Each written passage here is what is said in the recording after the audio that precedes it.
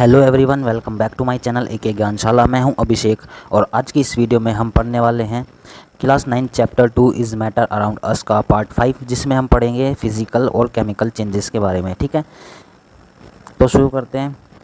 In the previous chapter we have learn about a few physical properties of matter. भाई हम पहले chapter जो था हम उसमें पढ़ चुके हैं उसकी कुछ फिजिकल प्रॉपर्टीज़ के बारे में मैटर की। ठीक है, the properties that can be observed and specified like colour, hardness, rigidity, fluidity, density, melting point, boiling point ETC are the physical properties. भाई जो प्रॉपर्टीज़ हमने ऑब्जर्व की हैं पिछले चैप्टर में, वो कलर था, उसकी हार्डनेस था सॉलिड को लेके, यानी उसकी रिजिडिटी, फ्लूइडिटी आपकी लिक्विड की लाइक कलर, हार्डनेस यानी कठोरता, rigidity, fluidity, density, melting point, ठीक है, और बॉइलिंग पॉइंट, ये सब फिजिकल प्रॉपर्टीज़ थी। अब आगे हमारा जो इंटर कन्वर्जन भी था, आपने जो पिछले चैप्टर में पढ़ा था स्टेट्स का, वो भी फिजिकल चेंज था। Because this changes occur without a change in composition and no change in the chemical nature of the substance. जो भाई इंटर कन्वर्सन था स्टेट्स का, सॉलिड का लिक्विड में कन्वर्ट होना, लिक्विड का गैस में, ये भी क्या है भाई, एक फिजिकल चेंज है। क्या है भाई, फिजिकल चेंज है, क्योंकि इन चेंजेस में भाई जो कंपोजिशन है यानी उनकी रचनाएं हैं भाई, उसमें चेंज नहीं होता। And no change in the chemical nature of the substance, और जो उनका केमिकल नेचर होता है भाई वो सेम रहता है। अब आपका पानी है, पानी को आप सॉलिड में कन्वर्ट करोगे उसको फ्रीज़ करके, तो रहेगा तो वो पानी ही, या फिर आप उसको हीट करके वेपर में कन्वर्ट करोगे तब भी जो वेपर्स होते हैं वो भी पानी ही होते हैं। अगर आप उसको दोबारा से कूल करोगे तो आपको पानी मिल जाएगा, यानी कि वो केमिकल ही रहने वाला है।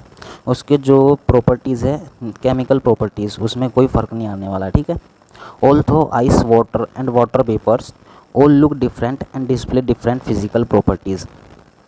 भाई जो आपका आइस हो गया, वाटर हो गया, या फिर वाटर के वेपर्स हो गए, वो सभी क्या हैं भाई, अलग अलग दिखते हैं और अलग अलग फिज़िकल प्रॉपर्टीज़ को डिस्प्ले करते हैं। लेकिन भाई है तो वो वाटर ही भाई। जैसे कि आपका वाटर हो गया, वो आपका फ्लूइडिटी यानी कि आपके वाटर वेपर्स, वाटर बहता है। ठीक है, आइस आपका ठंडा होता है और वो रिजिड होता है। ठीक है, एक सॉलिड फॉर्म में होता है, और गैस आपकी वेपर्स में उड़ती हैं, तो उनकी क्या अलग अलग फिज़िकल प्रॉपर्टीज़ है।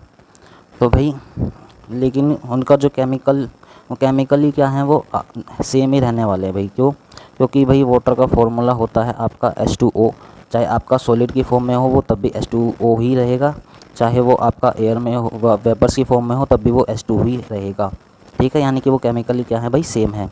Both water and cooking oil are liquid. भाई जो आपका वाटर है या फिर आपका कुकिंग ऑयल है, दोनों ही लिक्विड है। But their chemical characteristics are different. लेकिन उनका केमिकल कैरेक्टरिस्टिक्स जो हैं भाई वो अलग अलग हैं भाई। जैसे कि दे डिफ़र इन ऑर्डर एंड इन्फ्लेमेबिलिटी। भाई उनका ऑर्डर क्या है भाई, डिफ़र यानी अलग अलग होता है। ऑर्डर का मतलब होता है आपका गंध, ठीक है, स्मेल। ऑर्डर उनका अलग होता है। और इन्फ्लेमेबिलिटी मतलब जलने से है। ठीक है, उनका जो जलने की प्रॉपर्टी है आपकी, वो भी अलग होती है। ठीक है, we know that oil burns in air. भाई हम जानते हैं कि तेल को हम एयर में जला सकते हैं। Whereas water extinguishes fire. और जो पानी है आपका आग बुझाने के काम आता है। It is the chemical property. तो ये भाई इन दोनों की केमिकल प्रॉपर्टीज़ है ऑयल की, जो कि उससे वाटर से उसको डिफरेंट बनाता है। ठीक है, burning is a chemical change. Burning जो है भाई आपका केमिकल चेंज है। During this process one substance reacts with another. इसमें क्या होता है भाई, आपका एक सब्सटेंस दूसरे सब्सटेंस से रिएक्ट करता है, एक चेंज में जाता है। केमिकल कंपोजिशन यानी उनकी रचना, केमिकल कंपोजिशन जो है उसमें चेंज आता है। The chemical change brings change in the chemical properties of matter. जो केमिकल चेंज होता है उससे केमिकल प्रॉपर्टीज़ में आपका क्या आता है भाई, चेंज आता है मैटर में। And we get new substances. और हमें क्या मिलता है, न्यू सब्सटेंस मिलता है। A chemical change is also called a chemical reaction. जो केमिकल चेंज आता है उससे को क्या कहते हैं भाई, हम केमिकल रिएक्शन कहते हैं। भाई अब आपको कैंडल के एग्जांपल से मैं आपको समझाऊंगा। During burning of a candle both physical and chemical changes takes place. Can you distinguish this. भाई हम जब कैंडल को जलाते हैं भाई, उसमें फिजिकल और केमिकल चेंजेस दोनों ही होते हैं। क्या हम उसमें डिफरेंस बता सकते हैं? भाई आप जब एक कैंडल को बर्न करते हो, ठीक है, ये आपकी कैंडल है, ठीक है, जब आप इसको बर्न करते हो तो इसमें भाई CO2 भी निकलता है, आपका CO2 का फॉर्म, और आपके वाटर के वेपर्स भी निकलते हैं, और आपका हीट भी रिलीज़ करता है। क्या भाई, हीट रिलीज़ करता है, हीट रिलीज़ करता है भाई, हीट रिलीज़ करेगा। ठीक है, तो भाई ये क्या है, आपको वैक्स, ये वैक्स होती है जो, इसको बर्न करने से भाई आपको अलग अलग सब्सटेंसेस, अलग अलग कंपाउंड मिल रहे हैं। आपका CO2 आपको मिलेगा, आपको वाटर के वेपर्स मिलेंगे, वाटर मिलेगा आपको वेपर्स की फॉर्म में, और आपको हीट भी मिलेगी। ठीक है, तो ये क्या है भाई, आपको अलग सब्सटेंस मिल रहा है, यानी कि इसमें केमिकल चेंज हो रहा है। ठीक है, और दूसरी तरफ आपका जब आप कैंडल को बर्न करते हो भाई, वैक्स क्या है, मेल्ट होके नीचे भी जमा होती है, जिससे भाई क्या होता है तो वो वैक्सी फॉर्म में, ठीक है, वैक्स है, बेशक वो मेल्ट होकर लिक्विड की फॉर्म में आपकी मेल्ट होकर नीचे आ रही है, लेकिन है वो वैक्स ही। ठीक है, तो ये आपका फिजिकल चेंज होता है। ठीक है भाई, आगे देखते हैं भाई हम, what are the types of pure substances. पर प्योर सब्सटेंसेस है वो, उनके टाइप्स क्या क्या है। ठीक है, on the basis of their chemical composition, जो उनका केमिकल कंपोजिशन है सब्सटेंसेस का, उनके बेस पे, ठीक है, उन्हें क्लासिफाइड किया गया एलिमेंट्स और कंपाउंड्स में। सबसे पहले हम देखते हैं भाई एलिमेंट्स क्या होता है। ठीक है, elements, Robert Boyle was the first scientist to use the term element in 1661। भाई 1661 में एक साइंटिस्ट थे पहले जो रॉबर्ट बॉयल थे, उन्होंने एलिमेंट टर्म का यूज़ किया था। एंटोन लॉरेंट लेवोसियर एक फ्रेंच केमिस्ट थे जिन्होंने इसको क्या है एक्सपेरिमेंटली डिफाइन किया था। ठीक है, he defined an element as a basic form of matter that can not be broken down into simpler substances by chemical reactions. भाई उन्होंने बताया था कि अगर कोई एलिमेंट है तो वो मैटर की बेसिक फॉर्म है, जिसे आप उसको और छोटे छोटे टुकड़ों में आप उसको तोड़ नहीं सकते हो, यानी उससे ज़्यादा छोटा आप सब्सटेंस कोई बना ही नहीं सकते हो केमिकल रिएक्शन से। ठीक है, मान लीजिए भाई आपके पास ऑक्सीजन है, ऑक्सीजन का एक एटम, तो आप इसे तोड़ के आप आधा ऑक्सीजन नहीं बना सकते या फिर उससे कम नहीं बना सकते, मतलब आप उसकी क्या है और छोटे छोटे सब्सटेंसेस बना ही नहीं सकते, क्योंकि सबसे छोटे यही हो जाते हैं आपके elements. Elements can be normally divided into metals, non metals and metalloids. भाई जो आपके एलिमेंट्स हैं उनको नॉर्मली 3 भागों में डिवाइड किया गया है, मेटल, नॉन मेटल और मेटलॉइड्स। मेटल्स की ये कुछ प्रॉपर्टीज़ है जो आपकी लिखी हुई हैं। ठीक है, दे हैव अ लस्टर। भाई उनके शाइन, जो आपके मेटल्स होते हैं उनके पास लस्टर होता है, यानी कि आपके वो चमकदार होते हैं, लस्टर मतलब चमकदार होते हैं, शाइन करते हैं। दे हैव सिल्वरी ग्रे और गोल्डन येलो कलर। वो आपका जो उनका कलर होता है वो सिल्वरी ग्रे होता है या फिर गोल्डन येलो कलर के होते हैं। ठीक है, जैसे कि आपका सिल्वर हो गया या फिर आपका सोना हो गया जो आपका गोल्डन कलर का होता है। ठीक है, या फिर आपका लोहा जो सिल्वरी ग्रे कलर का होता है। They conduct heat and electricity. ये जो मेटल्स हैं आपके हीट को कंडक्ट करते हैं और इलेक्ट्रिसिटी को भी कंडक्ट करते हैं। देखा होगा आपने, ज़्यादातर जो बर्तन हैं हमारे वो मेटल्स के बने होते हैं, आपके वो एल्यूमिनियम के मिलते हैं या फिर आपको आयरन वगैरह के देखने को मिलेंगे बर्तन। क्यों? क्योंकि वो आपको क्या करते हैं, हीट को कंडक्ट करते हैं। और इलेक्ट्रिसिटी में आपको जो वायर्स मिलते हैं, आपके वायर्स हो गए या फिर इलेक्ट्रिसिटी में जो भी ज़्यादातर यूज़ होते हैं वो मेटल के ही ज़्यादातर बने होते हैं। ठीक है, क्योंकि वो इलेक्ट्रिसिटी को कंडक्ट करते हैं। They are ductile. डक्टाइल का मतलब होता है भाई उनको क्या है, डक्टाइल अगर आप उनके वायर्स बना दोगे तो उसकी स्ट्रेंथ में फ़र्क नहीं आता, मतलब स्ट्रेंथ उसकी अब भी उतनी रहेगी जो कि जैसे कि लोहे में रहती है। ठीक है, मतलब स्ट्रेंथ अच्छी रहती है उनको वायर्स में बनाने के बाद भी। They are malleable. मैलिएबल का मतलब होता है अगर आप उनको पीटोगे, पीट के या फिर किसी मशीन से आप कंप्रेस करके आप उसको थिन शीट्स में कन्वर्ट कर सकते हो, आप पतली पतली शीट्स बना सकते हो उसकी। ठीक है भाई। They are sonorous. सोनोरस मतलब होता है भाई अब आप जैसे कि आपके बेल होती है ना, आपके स्कूल में जब बेल बजती है तो आपका जो लोहा होता है उसमें से आपको एक रिंग की आवाज़ सुनाई देती है भाई। ठीक है, एक साउंड निकलता है उसमें से, जब भी हम निकलते हैं उसका, उसी का मतलब होता है सोनोरस। ठीक है, एग्जाम्पल्स जो होते हैं मेटल के, आपके कुछ एग्जाम्पल्स हो गए, गोल्ड हो गया, silver, copper, iron, sodium and potassium. ठीक है, मर्क्यूरी एक मेटल है जो कि आपका रूम टेम्परेचर पर, जो कि एक लिक्विड फॉर्म में एग्जिस्ट करता है। बाकी अगर आप मेटल्स देखोगे तो जनरली वो क्या करते हैं, आपके सॉलिड फॉर्म में एग्जिस्ट करते हैं, जैसे कि गोल्ड, सिल्वर, कॉपर, ये सभी क्या है भाई आपके, ये आपके सॉलिड फॉर्म में एग्जिस्ट करते हैं। लेकिन जो मरकरी है अगर आप उसे रूम टेम्परेचर पर रखते हो तो भाई वो किस फॉर्म में मिलेगा, आपको लिक्विड की फॉर्म में मिलेगा। ठीक है भाई। Non metals usually show some or all the following properties. भाई नॉन मेटल्स की ये कुछ प्रॉपर्टीज़ हैं। They display a variety of colours. उनके भाई बहुत सारे कलर्स होते हैं अलग अलग कलर के। ठीक है। They are poor conductors of heat and electricity. क्या भाई हमने देखा कि मेटल्स जो है भाई गुड कंडक्टर्स यानी इलेक्ट्रिसिटी को अपने अंदर से पास कर सकते हैं, ठीक है, और हीट को भी। लेकिन जो आपके नॉन मेटल्स होते हैं ना तो उसमें हीट ट्रांसफ़र हो सकती है ना ही उसमें करंट पास हो सकता है, यानी कि वो पोर कंडक्टर्स होते हैं भाई इलेक्ट्रिसिटी और हीट के। They are not lustrous, lustrous मतलब उनके पास साइन वे नहीं होती यानी चमकदार नहीं होते वो। सोनोरस मतलब आपका वही बैल का जब आप उन्हें रिंग हिट करते हो तो उसके अंदर से साउंड भी नहीं आती। मैलिएबल मतलब आप उसकी थिन सीट्स भी नहीं बना सकते जैसे आप लोहे की बना सकते हो, ठीक है भाई।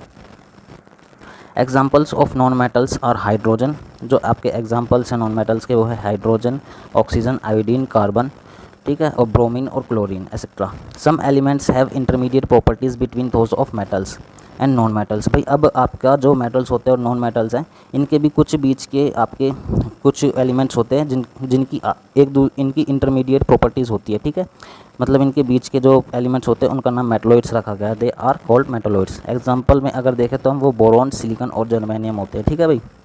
अगर आप इनमें अगर इम्प्योरिटीज़ मिला देते हो ना आप जर्मेनियम में, तो वो क्या करते हैं मेटल में या फिर नॉन मेटल में कन्वर्ट हो जाते हैं, यानी कि मेटल या नॉन मेटल की आपकी प्रॉपर्टी शो करने लगेंगे, ठीक है भाई, यानी कि वो बीच के होते हैं, ठीक है, बीच के मेटल्स और मेटलॉइड्स की कैरेक्टरिस्टिक प्रॉपर्टीज़ को शो करते हैं भाई। अब आपके ये कुछ इंपॉर्टेंट पॉइंट देख लेते हैं।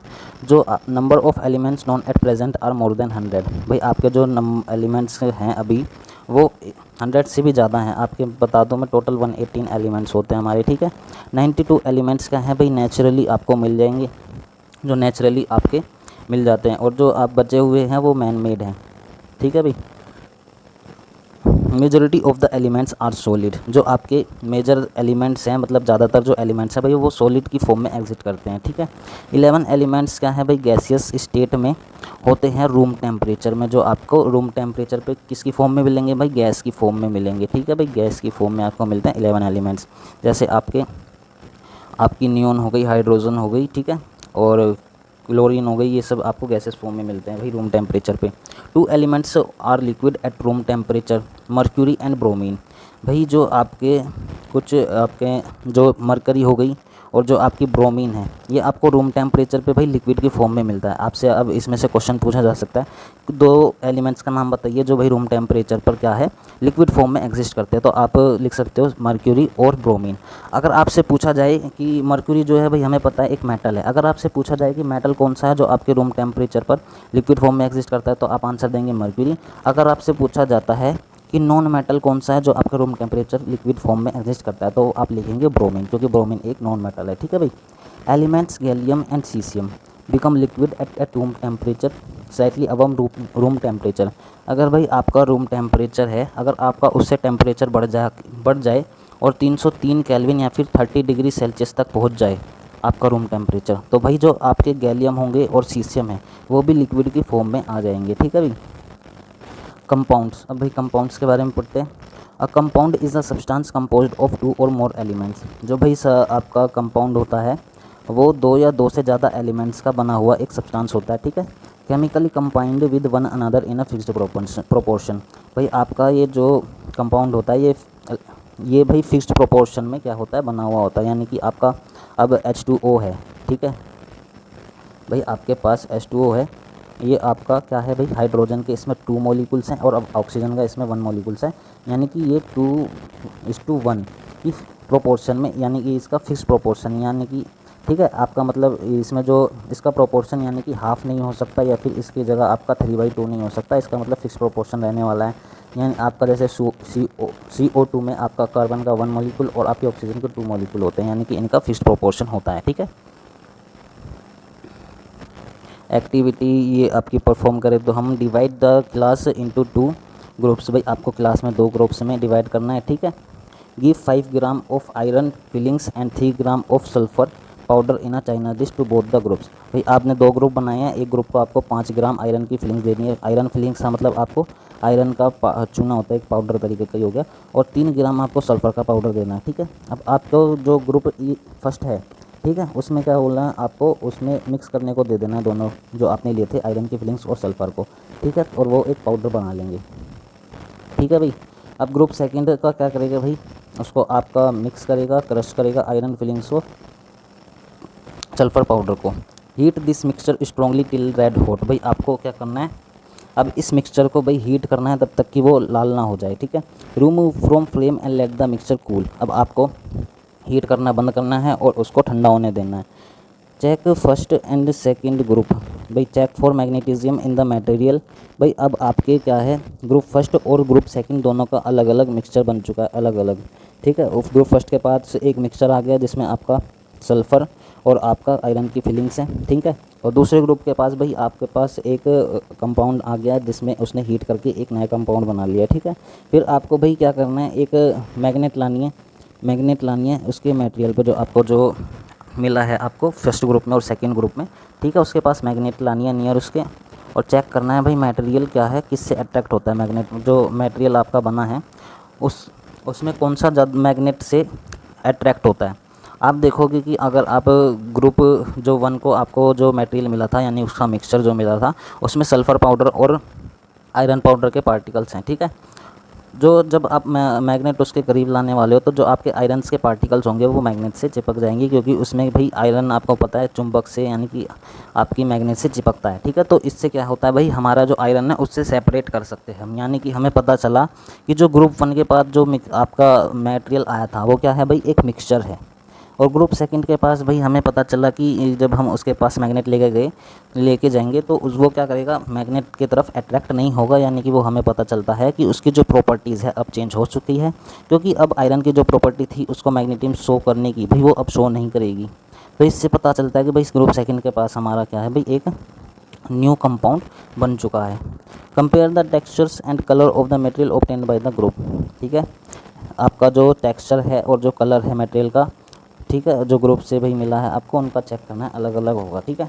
Add carbon disulphide. अब भाई आपको कार्बन डाई सल्फाइड यानी CH2 ऐड करना है ये दोनों ही मटेरियल में, और उन्हें स्टील वेल एंड फिल्टर उसको मिलाना है और आपको फ़िल्टर करना है। फिर आपको तीसरे में क्या करना है, आपको डाइल्यूट सल्फ्यूरिक एसिड लेना है या फिर डाइल्यूट हाइड्रोक्लोरिक एसिड, उससे अदर पार्ट में रखना है, ठीक है भाई, उनमें डाल देना अलग अलग पार्ट में। फिर आपको देखना है भाई क्या होता है, द मटेरियल ऑब्टेन्ड नो, ठीक है, perform all the above steps with both the elements iron and sulphur separately. भाई जो हमें आयरन और सल्फ़र मिला है उसको अलग अलग से भाई इन दोनों एक्टिविटी जो परफॉर्म करना है उनको CH2 और डाइल्यूट HCl के प्रेजेंस में, ठीक है। अब भाई हम देखेंगे कि ग्रुप्स जो 1 था उसे एक गैस मिलती है जब आप CH2 मिलाओगे जो कि एक हाइड्रोजन है, ठीक है, जो कि एक कलरलेस गैस है और ऑडरलेस है, ना तो उसके पास कोई कलर है ना कोई उसकी स्मेल है, ठीक है। एंड कम्बस्टिबल, और वो क्या है कम्बस्टिबल, यानी कि आप उसे जला सकते हो। It is not advise to do the combustion test for hydrogen in the class. भाई ये अलाउ नहीं है कि आप कम्बशन कर सको हाइड्रोजन का क्लास के अंदर। The gas obtained by group second is hydrogen sulphide, ठीक है। और जो आपका ग्रुप सेकंड है अगर आप उसमें आपका CH2 को साथ आपका वो रिएक्शन कराते हो तो आपको हाइड्रोजन सल्फाइड मिलता है, ठीक है। इट इज़ कलरलेस, वो भी कलरलेस होती है गैस, लेकिन उसकी जो स्मेल है भाई वो रोटन एग्स की तरह यानी कि सड़े हुए अंडों की जैसी होगी, ठीक है। तो भाई you must have observe that the products obtained by both the groups. तो भाई आपने ऑब्जर्व किया है कि जो प्रोडक्ट्स हमें मिले हैं दोनों ग्रुप से डिफरेंट प्रॉपर्टीज़ शो कर रहे हैं। तो the starting material were the same, जो भाई आपका मटेरियल था वो तो सेम है। Group first has carried out the activity involving a physical change. भाई हमें पता है कि हमने ग्रुप फर्स्ट जो था आपका एक मैग्नेटिज्म की एक्टिविटी परफॉर्म करी उसके साथ, ठीक है। तो भाई उसका क्या हुआ था, फिजिकल चेंज हुआ था। वेरेज इन ग्रुप सेकंड एक केमिकल चेंज हुआ था भाई उसके पास, क्योंकि उसकी प्रॉपर्टीज़ बदल चुकी है केमिकली, ठीक है, has taken place, chemical change has taken place. तो भाई the material obtained by group first, जो आपको मटेरियल मिला है ग्रुप फर्स्ट से इज़ अ मिक्सचर, तो वो मिक्सचर है दो सब्सटेंसेस का। The substances given are the elements iron and sulphur, और जो सब्सटेंसेस थे वो थे आपके आयरन और sulphur. The properties of the mixture are the same as that of its constituents, जो भाई प्रॉपर्टीज़ है मिक्सचर की वो वही रहने वाली है जो उसकी कंस्टिट्यूएंट पार्टिकल्स की थी, यानी कि आपके जो पार्टिकल्स थे आयरन के और सल्फर के, उनकी जो जो प्रॉपर्टीज़ थी उन दोनों की जो प्रॉपर्टीज़ है वही मिक्सचर की प्रॉपर्टीज़ होगी, ठीक है। The material obtained by the group second is a compound, और जो आपको भाई ग्रुप सेकंड में आपका हीट करने के बाद जो मिला था मटेरियल वो भाई क्या है, आपका एक कंपाउंड है। On heating the two elements strongly we get a compound. भाई जब हमने उन दोनों एलिमेंट्स को हीट करा तो भाई हमें एक कंपाउंड मिला which has totally different properties, जिसकी भाई बिल्कुल ही अलग प्रॉपर्टीज़ थी एक compare to the combining elements, जो आपका जो मिक्सचर था ग्रुप फर्स्ट को मिला था उसके मुकाबले। The composition of a compound is the same through out, और जो आपका कंपोजिशन था कंपाउंड का भाई वो हर जगह सेम था। We can also observe that the mix texture and colour of the compound are same throughout. Thus we can summarize the physical and chemical nature of matter in the following graphical organiser. तो भाई हम क्या करते हैं, physical और chemical nature को matter की इस ग्राफ से, भाई ये जो आपको ग्राफ दिया गया है भाई इसका फिजिकल और केमिकल नेचर के बारे में दिखाया गया है। भाई जो मैटर है आपका हमने पढ़ा भाई सॉलिड, लिक्विड और गैस की फॉर्म में एग्जिस्ट करता है, ठीक है। अब भाई मैटर की दो फॉर्म होती है, प्योर सब्सटेंसेस और मिक्सचर्स मिलता है आपको, ठीक है। प्योर सब्सटेंसेस में आपको एलिमेंट्स और कंपाउंड्स मिलते हैं जो हमने अभी पढ़े। भाई एलिमेंट्स को हम क्या कर सकते हैं भाई और ज़्यादा नहीं तोड़ सकते सिंपलर सब्सटेंसेस में, ठीक है। इसके एग्जांपल्स होते हैं आपके मेटल्स और नॉन मेटल्स में आपके कॉपर हो गया, ऑक्सीजन, आयरन और हाइड्रोजन, मर्क्यूरी हो जाते हैं, ठीक है। कंपाउंड्स में भाई इनका भाई फिक्स्ड प्रोपोर्शन होता है, यानी कि आपका H2O में जैसे हमने पढ़ा कि 2 मॉलिक्यूल्स हाइड्रोजन के होते हैं, 1 उसके होते हैं, यानी कि आपके ये नहीं हो सकता कंपाउंड में कि आपका हाफ मॉलिक्यूल आप हाइड्रोजन का ले लो और 1 मॉलिक्यूल आप ऑक्सीजन का ले लो, ये पॉसिबल नहीं है भाई, ठीक है। आपका इसका फिक्स प्रोपोर्शन होता है। Can be broken down into elements by chemical और इलेक्ट्रोलिसिस रिएक्शन। भाई आप इन कंपाउंड्स को क्या कर सकते हो, ब्रेक कर सकते हो और उनके एलिमेंट्स में आप उसको वापस से ला सकते हो, किससे भाई, केमिकल या फिर इलेक्ट्रोकेमिकल रिएक्शन से। इसका एग्जांपल हो गया आपका वाटर, मीथेन, शुगर, सॉल्ट। अब जो भाई मिक्सचर्स होते हैं आपके वो भी 2 टाइप्स के होते हैं, होमोजीनियस और हेट्रोजीनियस। होमोजीनियस में जैसे मैंने आपको बताया था भाई यूनिफॉर्म कंपोजिशन होता है, यानी कि उसके जो पार्टिकल्स है आपके यूनिफॉर्मली कंट्रीब्यूट होते हैं, मतलब हर एक जगह आपको वो स्प्रेड करे हुए होते हैं, ठीक है। यानी कि आप उसको अपनी नेकेड आई से नहीं दे सकते हो, बिना माइक्रोस्कोप के आप इंडिविजुअली पार्टिकल्स को आप देख नहीं सकते हो इस पर, ये होमोजीनियस मिक्सचर्स में। अगर आप हेट्रोजीनियस की बात करोगे तो भाई वो नॉन यूनिफॉर्म कंपोजिशन होता है, यानी आप उसको नेकेड आई से देख सकते हो, आप उसके मिक्सचर होता है एक देख सकते हो, जैसे कि आपको अभी मिला था आयरन और सल्फर का, वो भी एक हेट्रोजीनियस मिक्सचर था, ठीक है भाई। एंड आप उसके इंडिविजुअल पार्टिकल्स को देख सकते हो नेकेड आई से। फॉर एग्जांपल इसमें आपका होमोजेनियस में हो गया sugar in water, salt in water, sulphur in carbon disulphide, water in alcohol. अगर आप हेट्रोजीनियस में बात करें तो भाई सैंड हो गया, सॉल्ट, शुगर, सॉल्ट और वाटर हो गया, ठीक है भाई। अब हमने जो आपकी एक्टिविटी की थी भाई, हमने देखा था ग्रुप फर्स्ट के पास एक मिक्सचर मिला था और एक कंपाउंड मिला था, ठीक है। अब अगर भाई हम एलिमेंट्स को दोनों अगर कंबाइन करें तो हमें मिक्सचर्स भी मिलता है और कंपाउंड्स भी मिलता है। तो भाई सब बात आती है कि इनमें डिफरेंस क्या होता है, ठीक है भाई। एलिमेंट्स जो होते हैं और जो कंपाउंड्स है just mix together to form a mixture and no new compound is form. भाई हम जब एलिमेंट्स को कंबाइन करते हैं तो हमें क्या मिलता है भाई, एक मिक्सचर मिलता है, एक न्यू कंपाउंड नहीं मिलता। Elements react to form new compound, अगर एलिमेंट्स रिएक्ट करते हैं तो भाई कंपाउंड को फॉर्म करेंगे, यानी उसकी जो प्रॉपर्टीज़ होगी वो केमिकली अलग होगी, जैसे हमें ग्रुप सेकंड में मिली थी। A mixture has a variable composition, और जो मिक्सचर है भाई उसका वेरिएबल कंपोजिशन होता है, उसकी रचनाएं भाई थोड़ी सी अलग अलग हो जाती है। और जो कंपाउंड्स है the composition of each new substance is always fixed, और जो भाई इसका कंपोजिशन होता है न्यू सब्सटेंस का वो फिक्स होता है, ठीक है आपका कंपाउंड्स में। A mixture shows the properties of constituent substances, और जो भाई मिक्सचर है उसकी जो प्रॉपर्टीज़ होती है भाई, उसकी जो कंस्टिट्यूएंट सब्सटेंस थे आपके, जैसे कि सल्फर और आयरन की फीलिंग्स थी, उनकी जो प्रॉपर्टीज़ थी भाई, जो मिक्सचर है ना उसकी प्रॉपर्टीज़ भी वही रहने वाली है। लेकिन अगर आपको एक कंपाउंड मिलता है तो उसमें आपको एक न्यू सब्सटेंस मिलता है भाई, जिसकी जो प्रॉपर्टीज़ होती हैं बिल्कुल ही अलग होती हैं, डिफरेंट प्रॉपर्टीज़ होती हैं, ठीक है।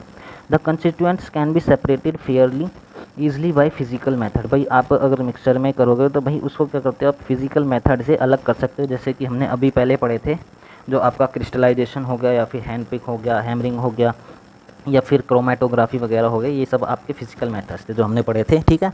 लेकिन आपको अगर कंपाउंड से आपको पार्टिकल्स अलग करने हैं या एलिमेंट्स अलग करने हैं, ठीक है, तो उनके लिए आपको केमिकल या फिर इलेक्ट्रोकेमिकल रिएक्शंस करानी पड़ेगी, तब आपका एलिमेंट्स अलग अलग होंगे, ठीक है भाई उम्मीद करता हूँ कि आपको वीडियो पसंद आई होगी, ठीक है। ये चैप्टर भाई फिनिश हो चुका है आपका, अगले क्लास में हम चैप्टर 3 शुरू करेंगे, ठीक है।